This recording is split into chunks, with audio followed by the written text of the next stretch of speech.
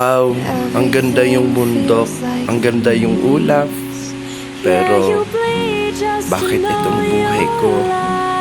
Bakit nagulo? Pero kaya ko to, kahit marami na daan ng buhay. Ito pong story ko, mamaya lalabas ko na. Hi, ako po si Eugene Regua.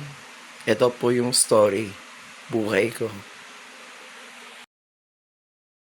Ito na, ayan, napunta akong bundok, wala kang kasama. Sobrang lungkot ko ang buhay ko. Masakit na talaga walang kasama. Pero kaya ko pa wala ako kasama. Kasi gusto ko sarili ko muna pa ng buhay ko.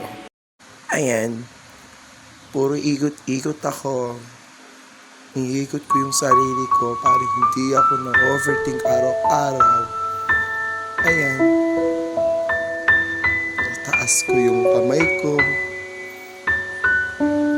Tataas ko yung dalawang kamay ko ulit. Yan, ikot-ikot ako. Nanood ko yung ulap. Ayan, naikot ako ulit. Ayan, ayan siya.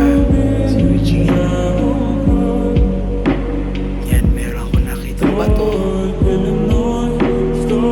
Nabato ko siya. Ayan, nabato ko siya. Ayan. Nabato ko, yan. Siyempre,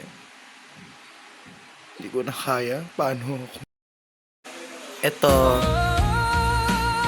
na-check ko ulit yung ulap. Nanonood ko yung maganda yung ulap. Nahawak ko yung araw, ulap. Ayan, mimuni-muni ako, ikot-ikot yung ulo ko. Wow, ang ganda yung mundo. Pero yung buhay, magulo. Bakit ganyan yung tao? Mayabang, may tao na masyadong epal. Nakita ko itong mundo. Pero ayoko na bumalik. Ayan, naupo ako malaking bato. Yan, tamang hawak ng phone. Tamang Facebook. Walang kasama. Pero okay lang yun kasi deserve ko yun. Para natuto na ako. Ayan yung buhay ko. Puro iikot yung mundo ko. Gusto ko na iiba yung buhay ko. Paano ulit? Natanong ko yung sarili ko. Natanong ko ilang beses. Paano tatayo ulit ang sariling paa? Gusto ko na bibitaw na. Ayoko na. Ayan. No-overthink ako. Naisip ko yung ano ba ang balak kong buhay. Ayan. Naikot ko yung yung phone ko.